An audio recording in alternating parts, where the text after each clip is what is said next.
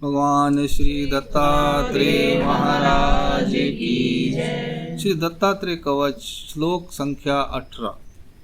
अपुत्रो लभते पुत्रम, अपुत्रो लभते पुत्रम, अपुत्रो लभते पुत्रम, अपुत्रो लभते पुत्रम, धन धान्य समन्वितम, धन धान्य समन्वितम, धन धान्य समन्वितम, धन धान्य समन्वितम, अपुत्रो लभते पुत्रम, अपुत्रो लभते पुत्रम, धन धान्य समन्वितम, धन धान्य समन्वितम, राजमान्य भवे लक्ष्मीर, राजमान्य भवे लक्ष्मी, राजमान्य भवेल लक्ष्मीर, राजमान्य भवे लक्ष्मी, प्राप्तम लभते शनात्, प्राप्तं लभते शनात्, प्राप्तम लभते शनात्, प्राप्तं लभते शनात्, अपुत्रो लभते पुत्रम, अपुत्रो लभते पुत्रं, धन धान्य समन्वितम, धन धान्य समन्वितम्, राजमान्य भवे लक्ष्मीर, राजमान्य भवे लक्ष्मी, प्राप्तम लभते शनात्। प्राप्तं लभते शनात्। इस श्लोक में पहला जो है टप्पा,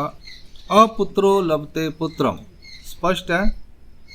अपुत्र यानी जिसको पुत्र नहीं है, लभते यानी उसे पुत्र प्राप्त होता है, यानी पुत्रहीन को पुत्र की प्राप्ति होती है। धन धान्य समन्वितम, धन और धान्य, धन बोलते हैं ये सोना चांदी जमीन, धान्य बोलते हैं खाने वाला। धन तथा सब प्रकार के धान्य अनाज से युक्त होता है, यानी उसे प्राप्त होता है।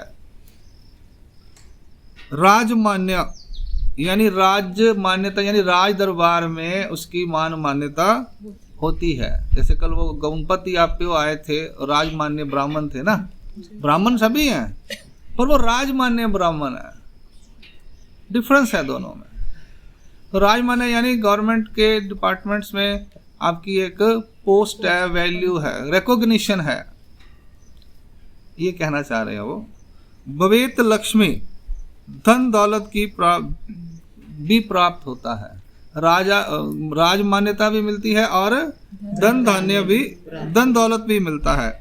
अप्राप्तम लभते शनात्, यानी अप्राप्त वस्तु क्षण भर में प्राप्त कर लेता है।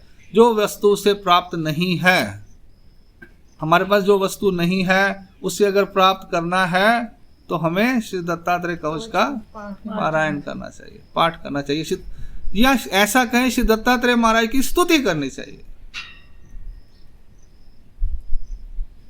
श्री दत्तात्रेय नमोस्तुते है ना, मैं श्री दत्तात्रेय महाराज की स्तुति करता हूं। तो आप एक बात समझ लीजिए कि हमें जो वस्तुएं प्राप्त नहीं है वो प्राप्त करनी है, तो हमें श्री दत्तात्रेय महाराज की स्तुति करनी चाहिए। इन शॉर्ट, अब स्तुति कैसे करेंगे, उसके लिए ये स्तुति स्तोत्र बने हुए हैं। आप जितने भी स्तुति स्तोत्र पढ़ते हैं उसमें लिखा होता है इतने दिन करो, इतनी बार करो, आपको ये मिलेगा वो मिलेगा।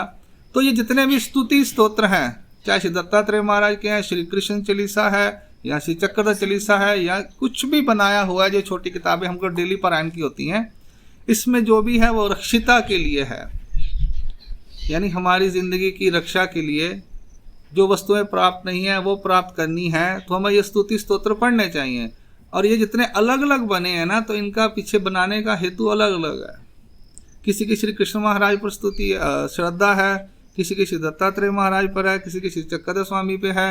वो अपना अपना पिछला जोड़ होता है अवतार के साथ, तो आप उस अवतार का स्तुति करें। अब इसका उदाहरण है, भंडारेकार जी को इंगली ने काटा, उन्होंने क्या कहा, महाराज मैं आपकी स्तुति करूं, ठीक है ना, याद है, पढ़िए लीला। तो स्तुति करने से ईश्वर प्रसन्न होते हैं। तो भृगु ऋषि ने यहाँ पर श्री दत्तात्रेय महाराज की स्तुति किया इसमें, इसलिए ये जो कवच है ये ज्यादा प्रमाण में इसका पारायण पाठ होता है। संकष्ट वज्रपजरू भी है, उससे संकष्टों का नाश होता है जिन्होंने बनाया है। तो ये शांति पाठ भी है, शांति स्तोत्र भी है, निर्वेद स्तोत्र भी है। तो ऐसे अलग अलग स्तोत्र बने हुए हैं पर्पस के लिए, किसी कार्य के लिए, स्पेशल पर्पस के लिए। तो यहाँ पे वो कह रहे हैं जो वस्तु हमें प्राप्त नहीं है वो भी प्राप्त करवा देते हैं। मैं उसको कंप्लीट करता हूँ। श्री दत्तात्रेय महाराज जी के स्तोत्र का पाठ करने वाला श्री दत्तात्रेय महाराज के इस स्तोत्र का पाठ करने वाला निपुत्र को पुत्र प्राप्त होता है तथा धन दौलत राजाओं के समान बन जाता है। राय दरबार में उसे मान मान्यता मिलती है और न मिलने वाली वस्तु को भी क्षण भर में प्राप्त कर लेता है। अपुत्रो लभते पुत्रम धन धान्य समन्वितम राजमान्य भवे लक्ष्मी अप्राप्तम लभते शनात्। दंडवत। श्लोक नंबर 19। त्रिसंध्य जपमानस्य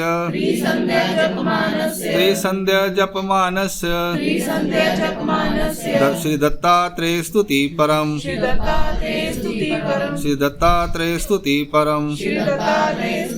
त्रिसंध्य जपमानस्य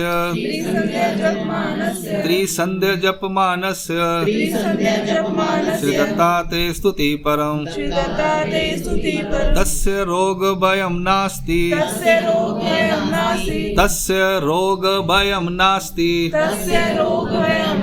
दीर्घायुर्विजयी भवेत्।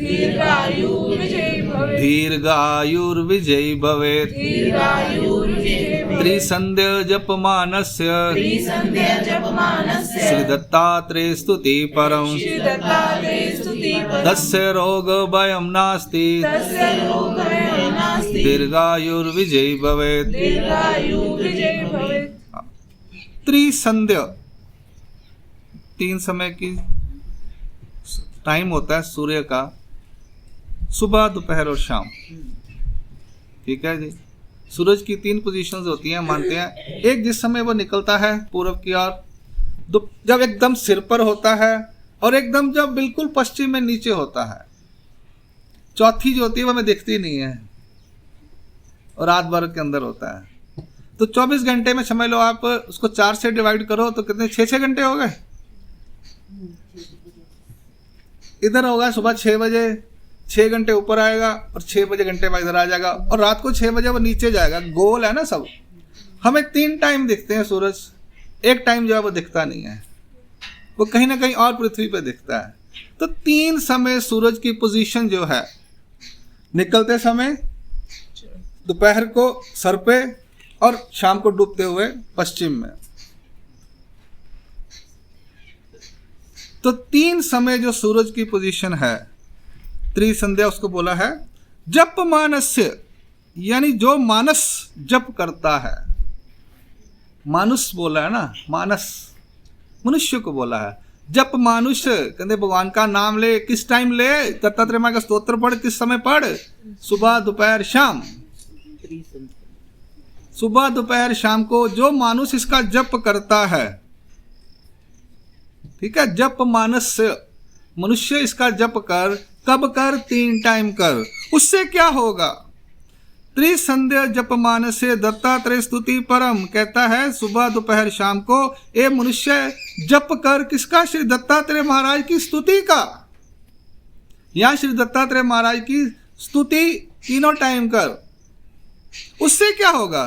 तस्य रोग भयम नास्ति, उस व्यक्ति की, जप करने वाले की बीमारी और डर ना अस्ति, यानी नहीं रहता। दीर्घायुर, उसकी उम्र लंबी होती है।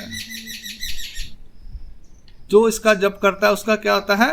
उम्र लंबी होती है। एक्सीडेंट ऐसे मिस हैपनिंग होती है, उससे भगवान रक्षा करते हैं। विजय भवेत, उसको विजय प्राप्त करने वाला होता है। उसको दुनिया में विजय प्राप्त होती है। कहीं पर भी कुछ कार्य करने जाए, उसका कार्य संपूर्ण सफल होता है, संपूर्ण होता है। हम कुछ करने जाते हैं, कहते हैं काम ही नहीं होता, हमारा काम ही नहीं हो रहा, हर जगह अड़चन हो रही है, रुकावटें आती है ना। कुछ करने जाओ तो कोई ना कोई अड़चन आ ही जाती है, सबके साथ आती है, हम अनुभव वाले हैं सारे। तो उस अड़चनों को दूर करने में, उन अड़चनों से हमें विजय, अड़चन बड़ी है या हम बड़े हैं?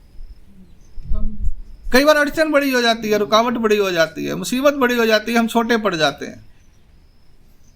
तो हमें ऐसे समय में श्री दत्तात्रेय महाराज की स्तुति करनी चाहिए।